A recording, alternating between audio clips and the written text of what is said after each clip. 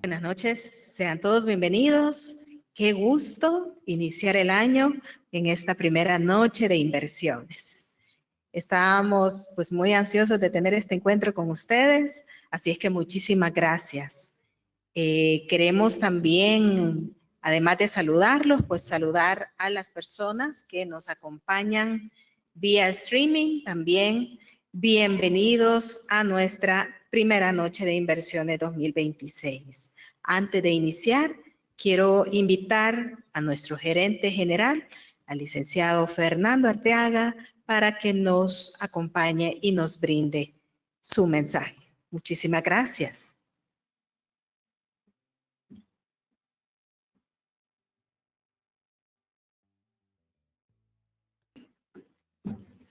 Muy buenas noches a todos, damas y caballeros, clientes y personas invitadas el día de hoy a este evento de AFP Crecer. Buenas noches a todos que hoy nos acompañan. Un saludo especial a quienes también, como mencionó Ingrid, están conectados para este evento en la plataforma de streaming. Bienvenidos a nuestra primera noche de inversiones 2026. Es un gusto reanudar estos espacios creados para compartir conocimiento, conversar, seguir fortaleciendo esta relación cercana que deseamos tener con todos nuestros clientes. A lo largo de esta trayectoria he aprendido que la verdadera solidez de una empresa no se mide únicamente por sus resultados, sino por la forma en que se cuida, se respalda y acompaña a sus clientes como compañía. Tenemos un enfoque especial en todos estos aspectos. Luego de casi 28 años de operaciones, hemos consolidado procesos sólidos y un equipo altamente especializado en ahorro para pensiones, gestión de inversiones y administración de fondos, pago de beneficios, gestión de riesgos, todo con un fuerte gobierno corporativo, una visión técnica y centrada en el cliente. Rápidamente quiero compartir con ustedes algunos datos muy interesantes. Nuestro fondo de pensiones supera ya los 8.500 millones, monto que está formado no solo por las cotizaciones, sino por la rentabilidad generada, que es más de 4.600 millones. Como Crecer, seguimos liderando la rentabilidad nominal acumulada histórica, que es de 6.11% desde 1998 hasta el cierre del 2025. Nuestros dos portafolios de ahorro voluntario acumulan un patrimonio que supera los 24 millones con más de 4.000 partícipes. Y hoy nuestro equipo de inversiones les ampliará todo su desempeño durante el 2025. En ahorro voluntario fuimos pioneros al lanzar el primer plan de ahorro voluntario, el primer plan individual de ahorro voluntario en el 2020 y el año pasado también marcamos tendencia al dar vida al primer plan de ahorro voluntario institucional.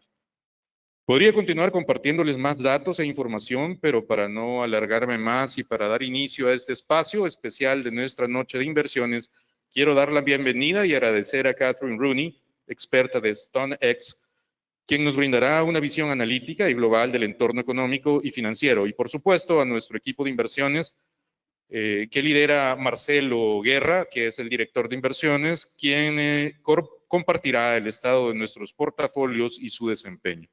También como parte de la agenda tendremos un espacio lúdico que nos dará la oportunidad de percibir apenas un asomo de la dinámica de mercados y decisiones a las que como expertos nos vemos expuestos. Agradezco también a todo el equipo que ha conceptualizado y desarrollado este evento. Gracias a ustedes por acompañarnos y por ser parte de Crecer y nuestra historia de solidez, liderazgo y cercanía. Muchas gracias y bienvenidos.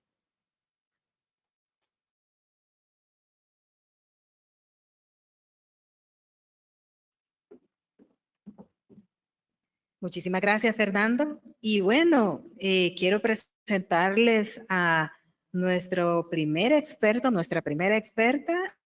Ella, pues, es Catherine Rooney Vera, Chief Marketing Strategist en StoneX, reconocida esta con amplia experiencia en análisis macroeconómico y estrategias de inversión cross-asset, tanto en mercados desarrollados como mercados emergentes. Con una sólida trayectoria asesorando a fondos de pensiones, aseguradoras e inversionistas institucionales y una presencia constante en los principales foros financieros internacionales. Catherine nos compartirá una visión clara y estratégica del entorno económico global y sus implicaciones para la toma de decisiones de inversión. Antes de ceder el micrófono a Catherine, me gustaría mencionar que en sus mesas hay un código QR con el cual pueden formular las preguntas que le quieran dirigir y posteriormente las vamos a leer para que ella pueda pues responderlas. Muchísimas gracias y le agradezco a Catherine que nos acompañe ya en el escenario. Gracias. Buenas noches a todos. Un placer estar aquí con ustedes. Como dijo Ingrid, gracias por la invitación, Fernando y Ingrid. Mi nombre es Catherine Rivera y soy economista y voy a tratar de dar mis mejores pronósticos para este año. Y les invito, si quieren, mientras estoy dando la charla, levantarse la mano o interrumpirme, con todo gusto, lo hace más divertido y entretenido para mí, para la audiencia. Así que con todo gusto y con toda confianza, tenemos unos micrófonos, tengo entendido, Ingrid, así que pueden hacer eso también o esperar hasta el final. Así que arranquemos. Esto es básicamente un resumen de lo que estoy viendo. Y la buena noticia es que estoy viendo una economía y un mundo favorable al riesgo, favorable a los portafolios. Un mundo donde los Estados Unidos crece menos, pero sigue creciendo, donde el S&P 500 sigue subiendo, probablemente habrá unas correcciones porque es normal, 5-10%, pero en general el riesgo de mercado lo veo atractivo para el mundo de acciones. La inflación se estabiliza en los Estados Unidos arriba de la meta, que es 2%, pero se estabiliza en un rango de 2.5 a 3%. No converge a 2%. Y el mercado no lo necesita tampoco. Entonces, implícitamente, la meta de la Fed de inflación ha cambiado. Ya no es 2%, es algo arriba. Y eso está bien. Y sabemos que arriba de 2% la Fed igual y sí baja la tasa. Esperamos que este año la Fed baja 2 veces a 25 puntos, 25 básicos cada golpe. Lo que motoriza la economía es el consumo de servicios y el consumo de bienes. La confianza se ha mantenido bastante resiliente a pesar de aranceles, a pesar de guerras, a pesar de muchas cosas que han sucedido en la economía. Hablando de los aranceles, estamos en una fase que yo llamo, no es desglobalización, pero es algo parecido. La incertidumbre al respecto al comercio ha subido bastante, subió mucho el año pasado, pero ha bajado. Y lo curioso aquí es de que no ha afectado realmente la economía como muchos habíamos esperado. Pensábamos que estos aranceles de Trump iban a descarrilar la economía o iban a hacer disparar la inflación. Más bien no ha sido el caso. Y estamos ahora en un mundo donde la Fed puede incluso bajar tasas, y eso es efectivamente lo que estamos viendo. La tasa real es la tasa donde está la Fed menos inflación, y eso es históricamente todavía bastante alto, que se supone que es algo restrictivo a los préstamos y a la actividad económica, pero lo curioso es que en esta ocasión no lo ha sido. Más bien, la economía sigue bastante fuerte, las tasas reales descuentan algo más de reducción, pero con un margen limitado. O sea, el punto aquí es que la tasa neutral es mayor de lo que era antes. Ya no es 1 o 2%, puede ser que sea 3%. Y ya estamos muy cerca de 3%. Las tasas largas, que es la parte larga de la curva, pues han estado subiendo porque la Fed está bajando, pero también porque hay mucho déficit fiscal y mucho estímulo, muchísimo estímulo. Otra vez me refiero a lo que es las tasas reales. Esto para mí es el enfoque principal para este año y les voy a dar unos parámetros muy claros, porque me gusta tratar de hacer las cosas muy claras. Las tasas reales, como dije, ahora estoy mirando el 10 años, el bono de 10 años de tesoros menos inflación. Esa cifra es la tasa que parece que se forman las valuaciones, ¿sí? Y cuando baja es favorable a la búsqueda de riesgo. Ya yo creo que está llegando a su máximo y va a empezar a bajar. Que a mí me dice que si tengo razón y la tasa real baja, porque la Fed va a bajar, porque las expectativas de inflación están bajando, pues entonces fomenta más apetito a buscar riesgo y hace que la renta fija sea de nuevo como un hedge. Lo curioso es que todavía, incluso con una tasa alta de 3,75 y una tasa real todavía alta, las condiciones financieras siguen bastante relajadas. Entonces, el riesgo aquí es que la Fed hace demasiado, baja demasiado, hace que la economía reacelere mucho más y la inflación dispare. Entonces, ojo con la tasa real. Si la tasa real rompe 5% para arriba, 5% desde mi punto de vista es más o menos el número mágico, digamos, porque a 5% la tasa real compite con acciones, porque acciones tienen un rendimiento de utilidades, que es por ahí. Entonces, si la tasa real, que es el bono de tesoros, compite con equities, hace que las acciones pueden bajar. Entonces, ojo con las tasas de 10 años y ojo con las expectativas inflacionarias. Si la inflación dispara, entonces, ¿eso qué hace? Hace de que la Fed no baja más, sino que tal vez sí tiene que subir. Eso sería el peor caso para los mercados accionarios. ¿De acuerdo? Entonces, la tasa real es el punto clave desde mi punto de vista. Y lo que mueve la tasa real es la Fed y la inflación, las expectativas de inflación.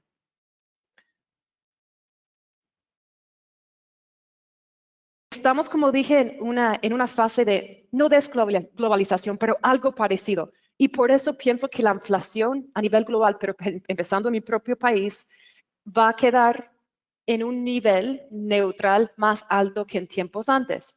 Vimos que en los 90 fue un periodo de globalización. Entramos en NAFTA, tuvimos GATT, tuvimos WTO, y eso hizo de que la inflación de manera estructural bajara, ¿sí? El índice de bienes, que son cosas que consumimos, bajó constantemente sobre un plazo de décadas. Y ahora lo que estamos viendo es muy posible que siga esta tendencia aquí, como pueden ver, hacia el alza. La inflación va a ser persistente y limita la capacidad de la Fed de hacer mucho. Entonces, tal vez sí la Fed baja a 3%, pero no vamos a volver a los tiempos de antes de tasas de 0 o de 1, porque estructuralmente la inflación se mantiene más alta. Las expectativas de inflación son todo importantes. Entonces, la Fed mira las expectativas de inflación. Las tarifas se supone que iban a disparar, las expectativas realmente no pasó. ¿Okay? Y están, yo diría, bastante ancladas, y tengo una lámina para enseñarles eso. Pero lo que me preocupa es, como les digo, mi visión es que este año la economía desacelere. Si no desacelera, la inflación vuelve a subir. Si la inflación vuelve a subir, la Fed no puede bajar, sino que en el peor de los casos tiene que subir. Y si la Fed tiene que subir las tasas, los sectores más vulnerables a incremento en tasas son los sectores que mueven todo el mercado. Y todos sabemos cuál es tecnología. ¿Sí? Entonces, la tasa real es lo que importa al final de cuentas. Y si la economía sigue creciendo a esta manera, pues veremos, estoy dándoles un poquito como de puntos de estar al tanto, que hay que estar pendiente. Que si la economía en Estados Unidos, que el último trimestre del año parece que va a haber crecido arriba de 5%. en un país desarrollado es muchísimo, ¿sí? Entonces, si la economía sigue a ese ritmo, suena buenísimo, pero es un riesgo, porque entonces llegamos a un punto de sobrecalentamiento, ¿sí? Y a la vez, en Estados Unidos, en mi país, tenemos un déficit fiscal gigante, que históricamente no ha sucedido. Históricamente nunca ha pasado que fuera de guerra o fuera de crisis tuviésemos un déficit de esta magnitud de 6% del PIB. Entonces, eso también, pues es un impulso económico, ¿sí? Entonces, si la economía no desacelera y tenemos un déficit fiscal de 6% que no baja, que probablemente no va a bajar mucho, y también tenemos una Fed que está bajando tasas, el riesgo que yo veo es que el sector de empleo vuelve a acelerar y la inflación vuelve a acelerar también. Como para poder pronosticar o predecir esto, yo lo que miro es el sector laboral, porque en mi país la inflación es bastante impulsado por el sector de servicios. De 2.8% de inflación, 1.8 puntos de esa cifra viene del sector de servicios. Lo demás viene del sector inmobiliario, ¿ok? Para hacerlo sencillo. Entonces, ¿qué es lo que yo veo para decir que si el sector laboral va a reacelerar, impulsando más inflación? Pues es JOLTS. JOLTS es Job Openings. ¿Cuántos trabajos hay disponibles? En tiempos antes, hace un año y medio, había 2 trabajos disponibles para cada persona desempleada, ¿sí? Ahora eso ha bajado a 1. Entonces, hay trabajos, pero menos ahora. Y eso me dice a mí que el sector laboral se está suavizando.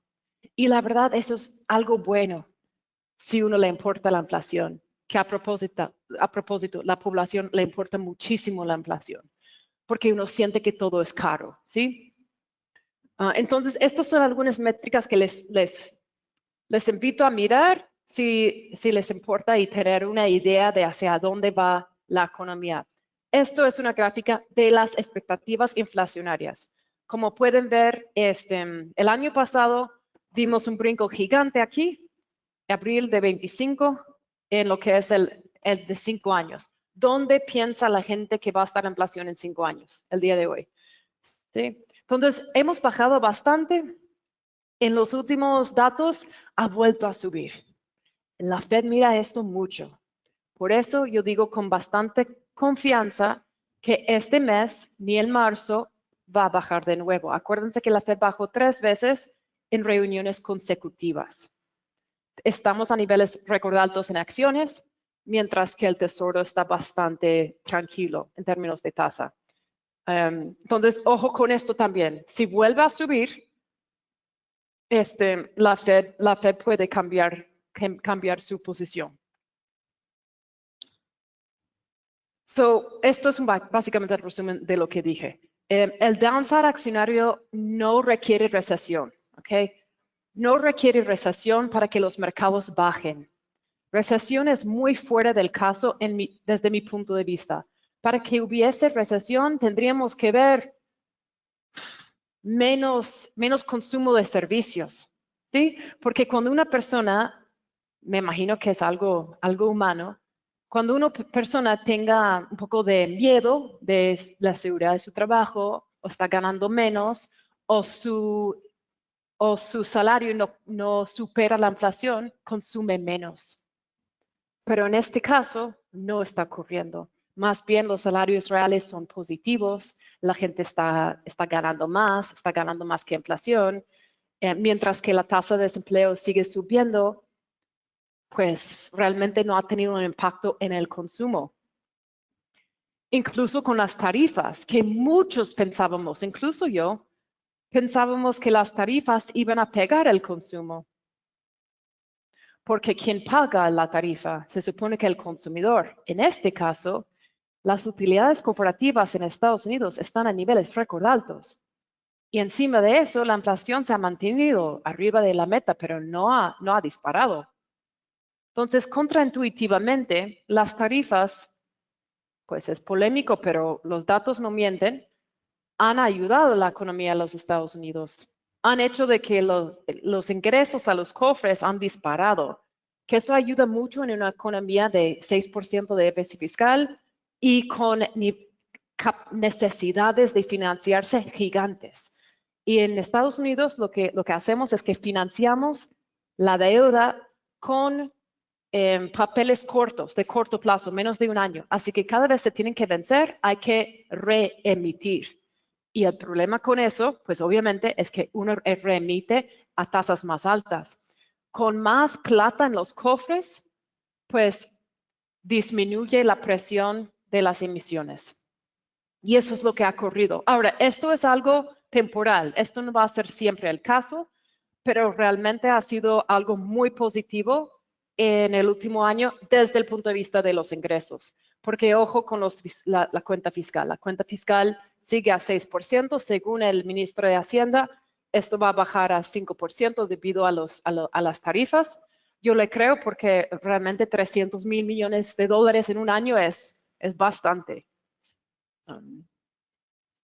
Pero una idea es, si uno ve estas gráficas, pues la idea es muy difícil ver una recesión cuando tienes niveles de déficit de esta magnitud.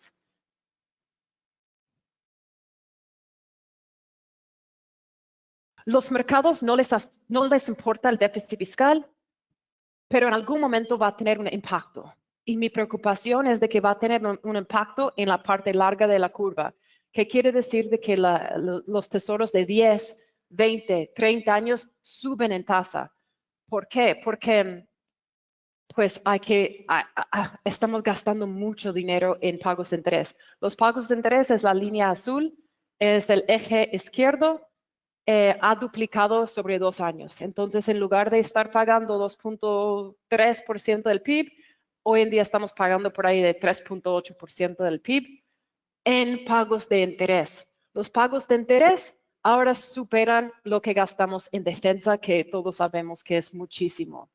Entonces, a lo largo de los años, esto tiene un efecto, porque baja el crecimiento potencial de un país.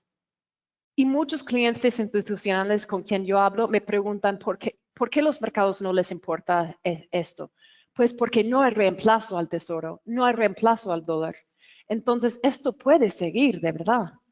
Puede seguir los Estados Unidos endeudándose de manera gigante, que yo diría que es medio, es algo muy, muy malo realmente, pero lo puede seguir haciendo porque no hay reemplazo. El dólar sigue siendo la moneda reserva del mundo y el tesoro sigue siendo el activo más líquido, más profundo en el mundo, hasta que el yuan se vuelve creíble, hasta que Bitcoin se vuelve algo real, hasta que el euro se pone más competitivo, no hay reemplazo, no hay competencia. Entonces, para cerrar este círculo, esto sí me preocupa, no es que no me preocupa, pero desde el punto de vista de los mercados, no nos afecta. Es desafortunado, pero no nos afecta. Lo que sí hace es que mantiene inflación alta. ¿Sí? Entonces tenemos las tasas más altas, la tasa real baja, pero se queda a algo alto, porque también tenemos este efecto fiscal. Así que tenemos una combinación de monetario y fiscal que hace que no haya recesión, pero también hace que la inflación esté permanentemente arriba de la meta. Tiene que haber alguna repercusión, ¿verdad? Tiene que pasar algo malo de esto. Y mi respuesta es lo siguiente. Sobre lo largo de los años, cuando el gobierno, vamos a tratar de, bueno, cuando el gobierno sigue endeudándose, ¿sí? Entonces hace de que el sector privado tenga más dificultades sacando crédito, porque el gobierno está chupando todo el oxígeno de la piscina de capital. Entonces hace de que el crecimiento potencial del país baja, ¿sí? Entonces eso es lo que va a pasar en Estados Unidos. En vez de ser un país que puede crecer a 2, va a ser sobre lo largo de los años un país que puede crecer máximo 1.8, 1.5, 1, tipo Japón. Eso es lo más probable que pase porque realmente no veo no veo que China pueda realmente seguir esta tendencia. ¿Dónde van a poner su plata? Esta es una gráfica de los tesoros que están en las carteras de China. Y sí, efectivamente han ido bajando su posición. Están comprando oro, están comprando cobre, ¿ok? Están comprando otras cosas. Pero llega un punto y mi apuesta es, si vengo aquí el próximo año, esto va a quedar como estabilizado, no va a seguir bajando, porque ¿por dónde? ¿Por dónde van a poner el dinero? Pero esto empezó, y esto fue algo geopolítico, esto empezó cuando Estados Unidos puso sanciones a Rusia en 2022, efectivamente aquí. Aquí es cuando empezó. China, siendo unas personas muy pilas, se dieron cuenta, si no estamos en este círculo de amigos, somos vulnerables. Así que vamos a diversificar. Y es lo que han hecho. Esta es la gráfica que quería mirar. Esta es la gráfica de crowding out, de cuando el gobierno, con su necesidad de emitir para cubrir déficits, tiene que endeudarse tanto, de que ya ahora, desde 2015, el gobierno es más endeudado que el consumidor en los Estados Unidos. Entonces, el gobierno tiene que, pues, colocar papel, haciendo que la tasa esté alta, haciendo que la tasa de 10 años esté alta, que está atado a la tasa hipotecaria, haciendo las casas muy caras. Entonces, todo se vuelve caro, ¿sí? Entonces, esto se llama crowding out del sector privado. Es cuando el gobierno se pone muy grande, forzando las tasas arriba y haciendo todo bastante más caro, ¿sí? Y esto es un fenómeno muy adverso a lo largo de los años de cualquier economía, de cualquier economía. Ok, voy a saltar esto. Vamos a volver a los mercados. El S&P 500, muchos me preguntan, está súper sobrevaluado. ¿Cuándo va a corregir? Hay que recordar una cosa muy importante. Los múltiplos no pronostican el futuro, amplifican cualquier corrección. Entonces puede ser para arriba o para abajo. Si los múltiplos están muy extendidos, los mercados responden de manera exponencial. Estamos a evaluaciones altas, pero no fuera de lo histórico, 3 desviaciones estándar del promedio. Así que sí está bastante caro y recomiendo buscar posiciones en otras geografías, pero realmente porque ha subido tanto no quiere decir que tiene que bajar. Si las utilidades siguen saliendo positivas, ¿qué es lo que está pasando? Debería ser más sobrevaluado de todos y sigue sacando unas utilidades espectaculares. Si las utilidades siguen subiendo, si la tasa real se mantiene bajo, esto puede seguir. Y de hecho, mi escenario base es que el S&P 500 sube otro 10% este año, que es históricamente anormal, porque eso sería 4 años de crecimiento doble dígitos. No pasa, nunca ha pasado. Ups. Oh, ok. Ok, ¿por dónde encontramos valor? Esta gráfica lo que estoy tratando de enseñar es lo siguiente. Lo más caro es arriba, lo más barato es abajo. Como pueden imaginar, los cíclicos son lo más caro. Financieros, que son los bancos, industriales, el sector de defensa y infotech.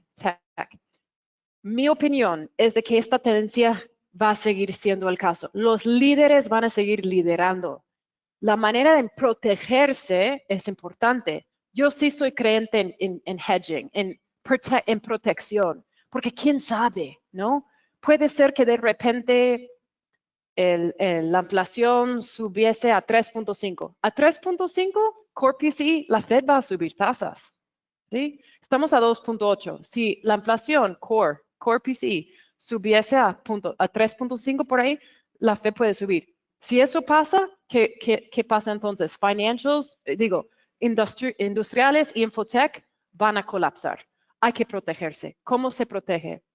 Se protege con los defensivos, se protege con efectivo, se protege con puts en tech y se protege con oro, ¿sí? Pero dentro de este cuadro se protege con healthcare, energy y yo diría utilities también. Okay. Esos serían los 3 sectores que pueden servir como de de contrarrestar la exposición de los financieros, de los industriales y de Infotech, que como digo, creo que va a seguir siendo el caso. A mí me gustan los emergentes.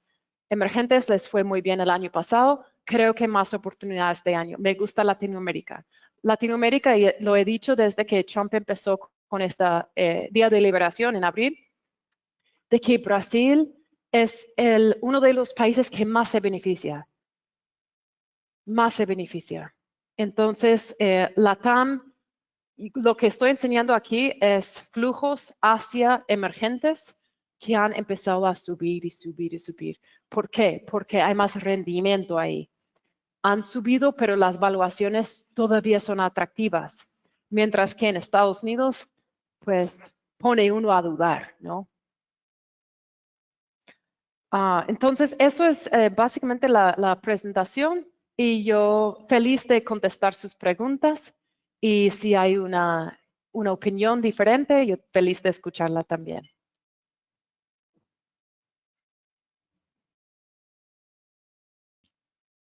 ¿Tienes ahí? Ok.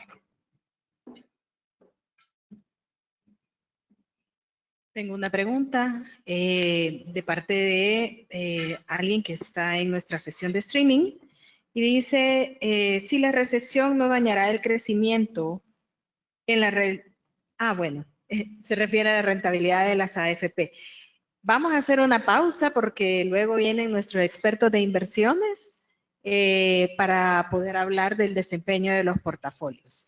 Pero de todas maneras, si alguien tiene una pregunta que le quieran dirigir a Catherine, aquí tengo una. En conclusión, entonces, podemos como afirmar si existen riesgos o no de recesión para este año. ¿Recesión? Recesión siempre hay un riesgo de 20%, porque acuérdense en la clase de economía, the business cycle, el cíclico económico, es así como una ola. Tiene altos y bajos y todo lo que viene en medio. A cualquier punto de ese ciclo, no sabemos con precisión exactamente dónde estamos en ningún momento, pero la verdad es que en cualquier momento hay un riesgo de recesión de 15 a 20%. Yo no lo pongo más arriba de eso. Hay personas que piensan que puede ser incluso hasta 50%. No está en mi radar, no lo veo. Porque para que hubiese recesión tendríamos que ver un consumidor más débil y más bien el consumidor en Estados Unidos más flojo, pero sigue bastante fuerte. Entonces yo pondría el riesgo de recesión a lo normal, 15, 20%. Es bastante bajo. Pongo la probabilidad de sobrecalentamiento más fuerte que nada, que sería que la economía volviese a acelerar a un ritmo de 3, 4%, haciendo que haya más inflación, haciendo que la Fed subiese tasas. Pero mi escenario base, para repetirlo, es crecimiento más moderado este año, ¿sí? En vez de 2.5 el año pasado, 2% este año, que deja que la Fed baje 2 veces más, que es un escenario bastante positivo. Y que hace que el equity siguen teniendo un buen retorno. Pero recomiendo buscar oportunidades por fuera de US, mirando sobre todo a los emergentes, para resumirlo. Muchísimas gracias. Tengo otra. ¿Deberían preocuparnos los riesgos de guerra, de conflicto? Lo curioso es que hemos tenido guerra y los mercados no han reaccionado mucho. Tuvimos guerra con Israel y Irán, que yo pensé que iba a realmente golpear los mercados. No lo hizo. ¿Por qué? Porque los iraníes no cerraron la brecha de Hormuz. Si fuesen a cerrar la brecha de Hormuz, que es donde pasa 1/3 de toda la energía mundial, pues el petróleo sube y dispara. Pero no lo hicieron. Tuvimos bastantes conflictos y realmente hemos tenido tantas cosas, aranceles, credibilidad de la Fed, el presidente y del Departamento de Justicia acusando al presidente del Banco Central de crímenes y tal, y los mercados no se mueven. Es impresionante. Entonces, claro, siempre hay un riesgo de un cisne negro que puede cambiar la visión. Es imposible predecir cuál sería, pero yo creo que muchas de las personas con quien hablo estoy muy enfocada en la Fed, la credibilidad y si va a poder realmente seguir su trabajo, que es pues medir la economía y ajustar las tasas según lo que ellos piensan. De acuerdo. ¿Qué tanto más consideras tú que puede ayudar la inteligencia artificial a las acciones tecnológicas? Esa es una excelente pregunta y la inteligencia artificial ha sido una de las cosas que ha motorizado la economía y los mercados, los dos. Y lo que hemos visto es una carrera de gastar, de invertir. Todas las compañías están invirtiendo en AI. Yo creo que sí es algo estructuralmente real, no es una burbuja. Las burbujas hay que tener en la mente que burbujas son exceso de búsqueda de riesgo. No vemos un exceso de búsqueda de riesgo en este momento. Muchas de esas compañías son rentables, no todas, pero algunas. Yo creo que como hace la pregunta es sobre tecnología, sin duda alguna AI va a seguir siendo el motor de tecnología. Yo creo que van a haber ganadores y perdedores. Los ganadores van a ser las compañías que utilizan el AI, que utilizan esta tecnología. Las compañías que simplemente hablan de AI o invierten en compute van a ser los perdedores y los mercados van a empezar a distinguir entre los que de verdad lo usan para poner más eficiencias y más productividad y los que simplemente lo hablan. Perfecto. Tenemos una cuarta pregunta. La situación en Venezuela, ¿tiene alguna implicación en los precios del petróleo? ¿Ves algo tú? Esta es una excelente pregunta. Esto toma tiempo, de lo que tengo entendido, y de hecho en mi vida anterior yo fui analista de Latinoamérica en Soberanos y cubría Venezuela. Venezuela ha bajado mucho en su producción de petróleo, como todos sabemos. Esta nueva inyección de capital va a ayudar a que haya más oferta a nivel global, pero tarda mucho tiempo. En los próximos 6 meses va a haber estabilización. En los próximos 2 años va a haber inversión si todo sale bien. Pero yo no estoy viendo que de un día a otro tengamos de repente mucho petróleo y colapsando el precio de petróleo. Creo que es un suceso positivo para Venezuela, para el hemisferio. Y creo que, la verdad, creo que hay oportunidades en Venezuela de ganar dinero. Los bonos han subido 25% el día después y habrán muchas oportunidades de inversión directa extranjera ahí, porque es un país que desafortunadamente pues no tiene mucho sector privado, es todo sector público. Entonces el sector privado es lo que genera, el sector público pues no. De acuerdo. La última pregunta que tenemos vía el chat y el QR es ¿a qué tema deberíamos o a qué temas deberíamos anticiparnos que tengan impacto en los mercados para este 2026? Para el 26. Para el 26, para este año. Okay. ¿A qué temas deberíamos anticiparnos? Ok. Esa es una buena pregunta porque me hace hablar de algo que no toqué en mi presentación, que es las elecciones de medio término. En los Estados Unidos en noviembre tenemos elecciones de medio término y eso puede cambiar muchas cosas.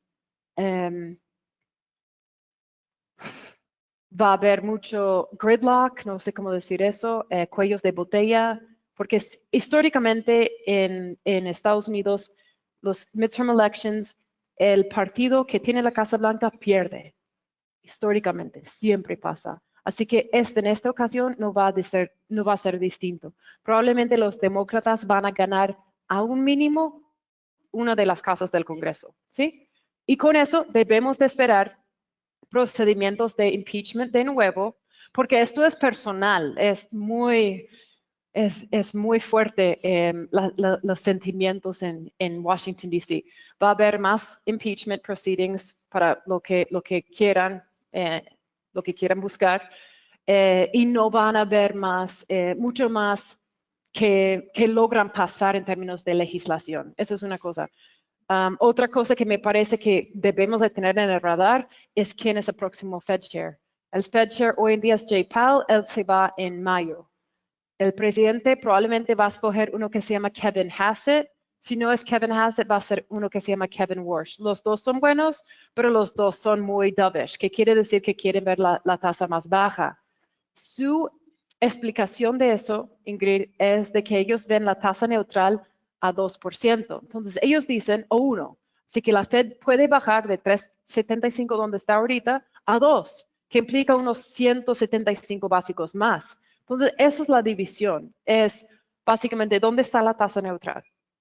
¿Es alta o es baja? Y los del presidente piensan que es más baja. Entonces, yo creo que eso va a ser muy importante. ¿Quién es el Fed Chair? ¿Qué pasa con la Corte? Si deciden que el Fed Chair realmente hizo algo ilegal o no. Los mercados van a reaccionar a eso. Y tal vez agrego un punto más. Si los mercados, fíjense que los mercados no reaccionaron cuando salió la noticia del Departamento de Justicia acusando al presidente del Banco Central. No reaccionaron.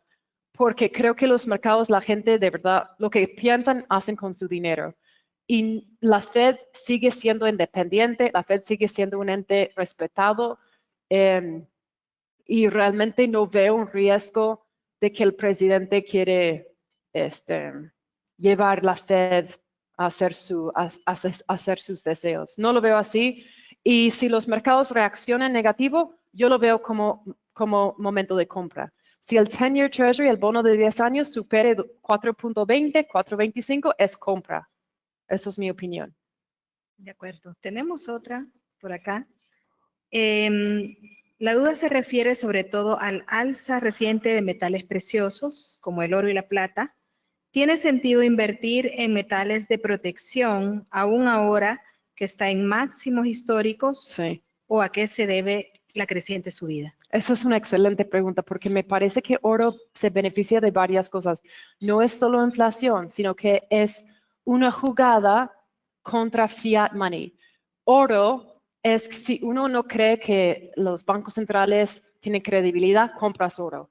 Si uno cree que la inflación no lo van a agarrar, no va a bajar, compras oro. Si tienes miedo de guerra en Rusia, China invadiendo Taiwán, compras oro. Si te gusta Bitcoin, pero te da miedo, compras oro. Oro, los bancos centrales, China, Arabia Saudita, Rusia, están todos comprando oro. Yo creo que a estos niveles es un poco caro, ¿sí? Si lo tienen, genial, mantenerlo. Comprarlo ahorita fue el mejor activo del año pasado. Yo esperaría un leve corrección antes de colocar más capital ahí. Pero oro es un buen hedge. Yo pienso que los tesoros van a volver a ser un hedge, así que podemos contar con tesoros como un hedge, oro y ya, yo creo que hay que esperar. De acuerdo. Y la última, la tasa de desempleo en Estados Unidos ha ido incrementándose de 3. ¿La casa de qué? La tasa de desempleo en Estados Unidos ha ido incrementándose de 3.5 en 2022 a 4.4 a finales de 2025. ¿Cree usted que en 2026 seguirá subiendo o puede seguir subiendo? Lo bueno es de que está subiendo de esta manera gradual. Históricamente no sucede así. Históricamente cuando la tasa de desempleo sube, dispara. Pero en esta ocasión ha sido gradual, que es magnífico. Realmente pasa poco. Pero es como que todo es bueno, es difícil de creer, ¿verdad? Pero les puedo comentar una cosa, y me gusta darles números claros. 5% es el umbral para la tasa de desempleo. Si vamos acercándonos a 5, no está mal porque pues ayuda a la inflación y la Fed puede bajar tasas. Si rompe 5 y para arriba, ahí hay que preocuparnos y ahí la Fed va a bajar, pero no por razones buenas, va a ser por razones negativas, ¿sí? Entonces, ¿por qué digo 5? Porque 5 es la tasa neutral. Arriba de 5, el desempleo, si la tasa de desempleo es arriba de 5, en mi país es deflacionario, ¿sí? Entonces la inflación baja. Si es menos de 5, es inflacionario. Eso es lo que llamamos el NAIRU, la tasa neutral. Podemos discutir si es 5, 5.5, 4.8, pero es por ahí. Así que yo pienso que la tasa de empleo subiendo de 3.7 a 4.4 es algo necesario. Y lo que estamos viendo ahora en mi país es lo que llamamos labor trimming. O sea, sí están despidiendo a personas, no en grandes magnitudes, y los que se van no los reemplazan, ¿sí?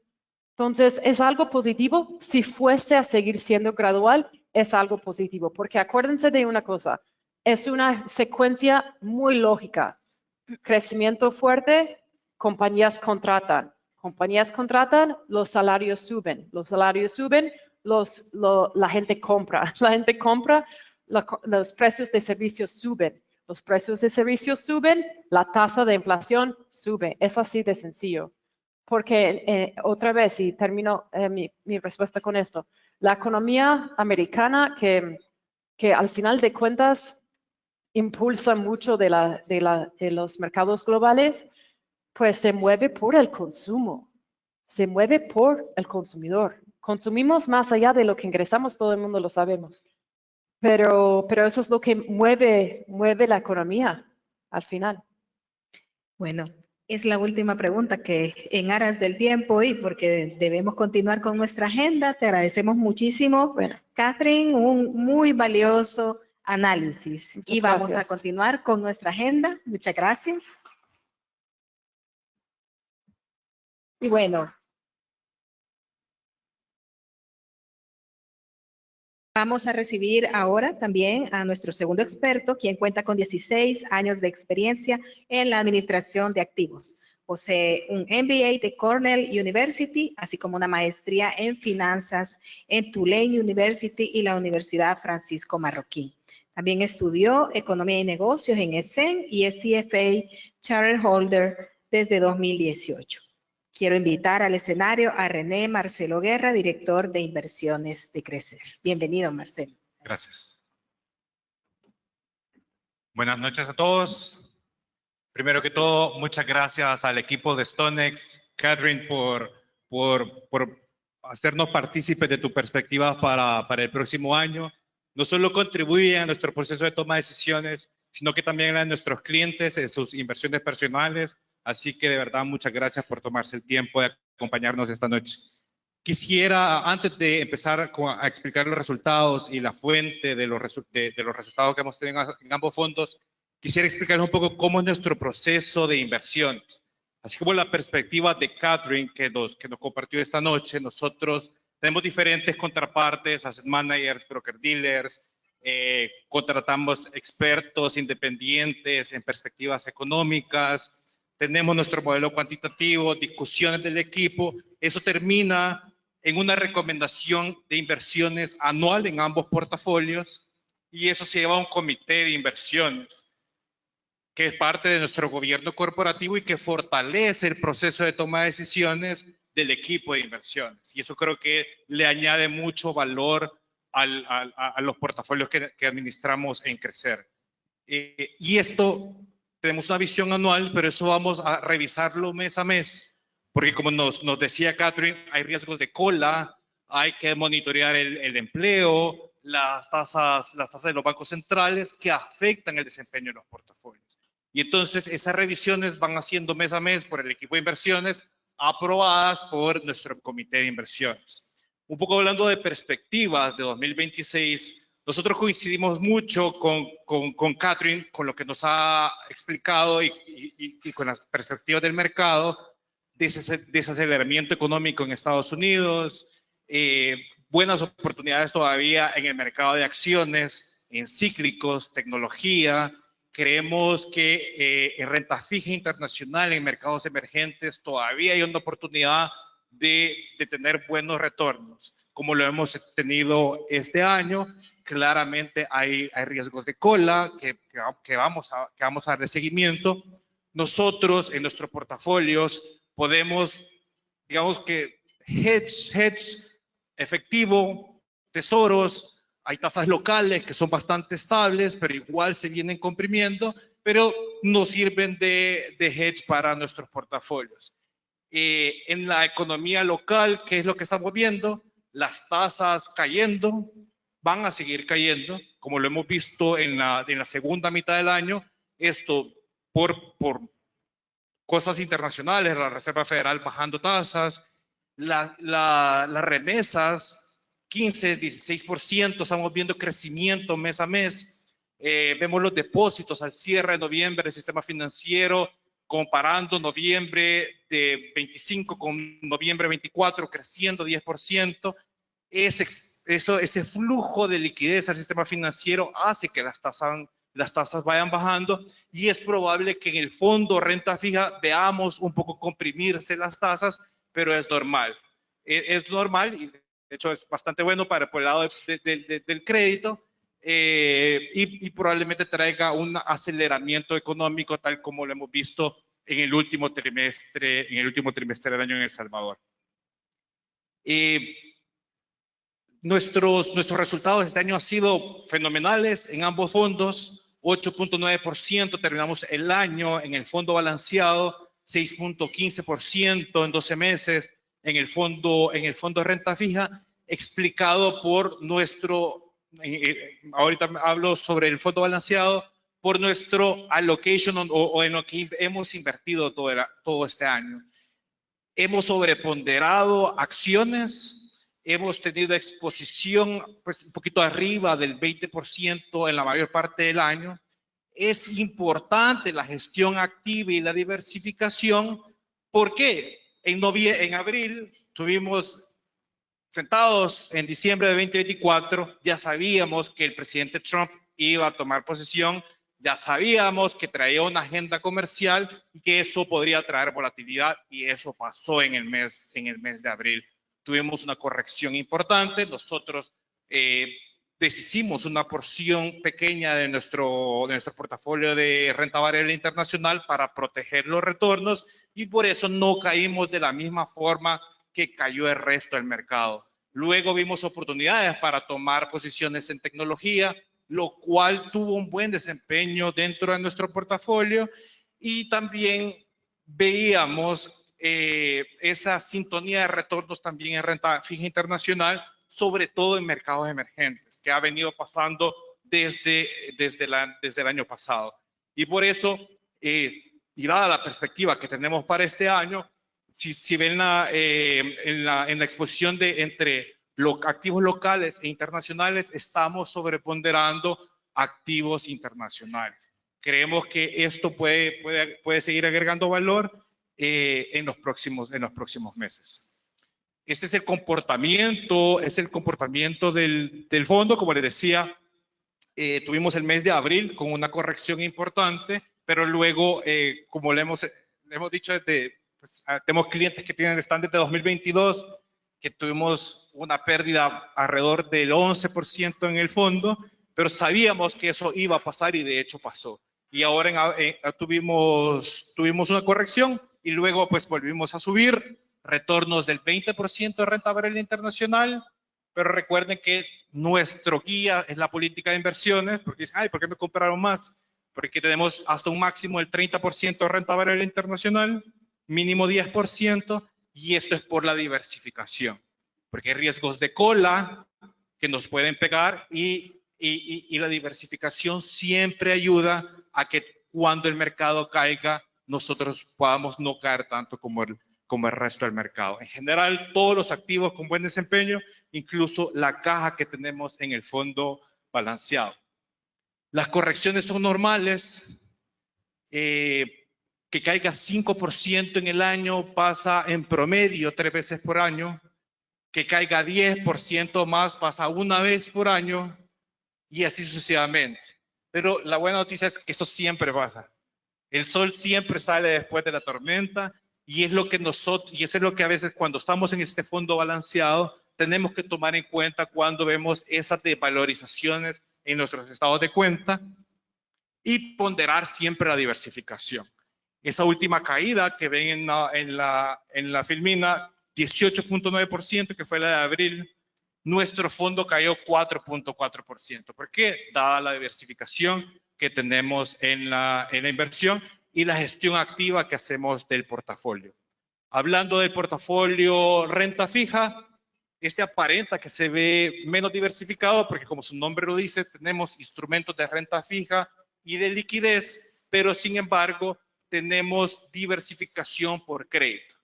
Tenemos diferentes emisores, diferentes tipos de activos. Este año, dado que se han venido comprimiendo un poquito las tasas, hemos agregado un poquito más de duración. ¿Qué significa esto? Bonos que vencen o títulos que vencen un poquito más largo para poder atrapar un poquito de valor en términos de rentabilidad, pero es un fondo que, como es de alta liquidez, ¿se recuerdan? 7 días es el mínimo de permanencia en este fondo, pues hay que tener la liquidez disponible necesaria para hacerle frente a los retiros, pero está bien diversificado en términos de riesgo de crédito, en riesgo de vencimientos, y eso hace que podamos tener ese balance entre liquidez, acceso a liquidez y buenas tasas de interés.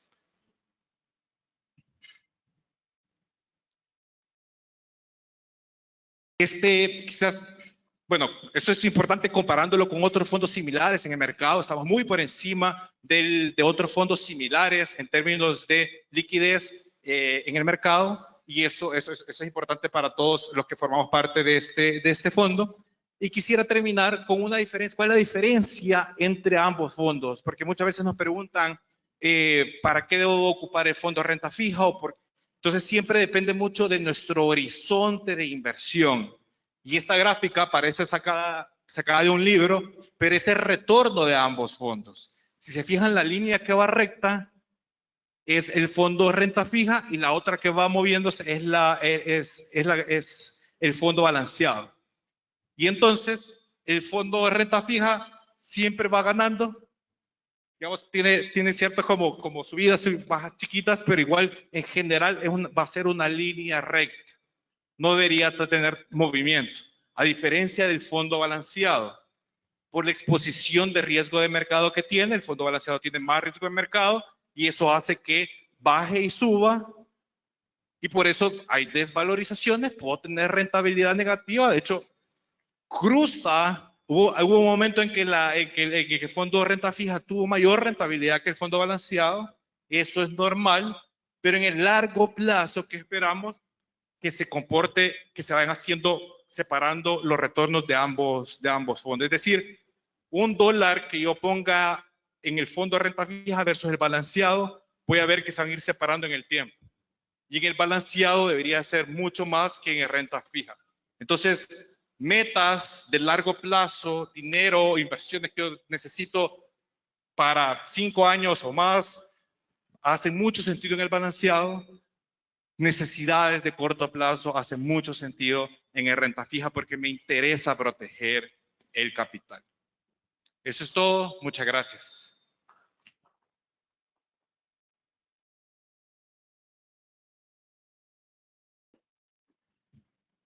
Muchísimas gracias, Marcelo. Le voy a compartir un par de preguntas que tenemos de la plataforma de streaming. Nos preguntaban si la recesión de Estados Unidos no va a afectar o si va a afectar la generación de rendimiento en los portafolios.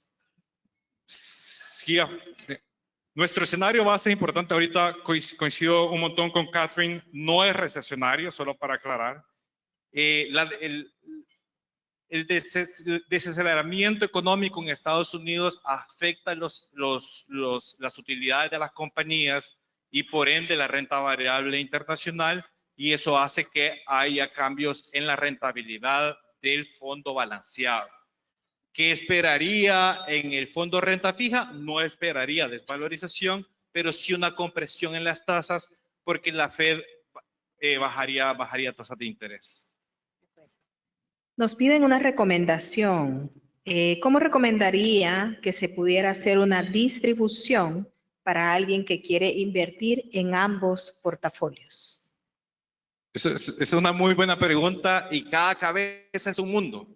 Cada quien tiene necesidades diferentes, cada quien tiene hijos de diferentes edades. Probablemente alguien que tenga un hijo muy pequeño quiera ahorrar para la universidad y le diría el fondo balanceado. 100%. Todo ese dinero del fondo balanceado, querés tener tu dinero de emergencia, el fondo renta fija. ¿Por qué? Porque es una emergencia, no quiero que pierda el capital. Entonces, y depende de qué porcentaje yo tengo en inversiones de largo plazo y de corto plazo, que mucho dependen de la edad. Porque pues alguien mayor que ya está en otra etapa de su vida, probablemente, o sea, no necesite tomar tanto riesgo como alguien joven. Entonces, depende mucho de cada persona. De acuerdo. Tenemos una tercera pregunta. Nos preguntan sobre los efectos de estos aspectos, digamos, del comportamiento de la inflación en Estados Unidos o de los conflictos.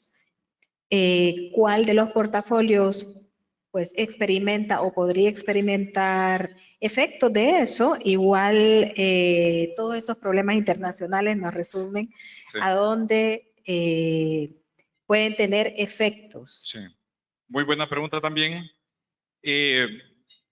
Nosotros empezamos el fondo balanceado en 2020, en junio de 2020, en plena pandemia. Entonces, ese fondo ha tenido crisis de salud, inflaciones altísimas, guerra comercial, tuvimos un efecto de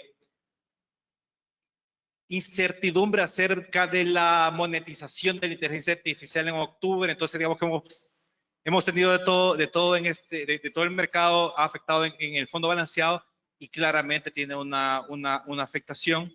Por eso hago hincapié en la necesidad de la diversificación del fondo. Por eso tenemos diferentes activos, diferentes regiones. Catherine nos decía, me gusta el hedge, a nosotros también, entonces podemos administrar activamente para tener más caja, esperarnos que termine de caer, luego aprovechar oportunidades, el tesoro, etcétera, etcétera, etcétera. Entonces sí se ve afectado el balanceado, sobre todo en el renta fija son los efectos que podemos ver en las tasas locales, cómo las tasas internacionales terminan golpeando las tasas locales. En COVID vimos pues cuando empezaron a subir tasas, aquí también las tasas empezaron a subir, aquí pasaron mucho más tiempo que en Estados Unidos arriba y luego se han venido bajando, que son reflejos de condiciones internacionales. Entonces, no creo, o sea, no hay riesgo de tasa negativa en la renta fija, solo para aclarar, pero sí una compresión de tasas en base a cómo afecten los diferentes riesgos a las tasas internacionales. De acuerdo. Bueno, para varios de nuestros clientes que están vía streaming también, que están haciendo consultas sobre mover parte de sus recursos de un fondo al otro, con muchísimo gusto los animamos a que se contacten con su asesor personal, que los pueden apoyar en esto. Y pues en aras de la agenda, y que todavía tenemos por acá un punto, le agradecemos, Marcelo, lo que nos ha compartido, y también sus ejecutivos pueden ampliarles más acerca de otros aspectos que ustedes tengan dudas. Muchísimas gracias, Marcelo. Muchas gracias. Buenas noches.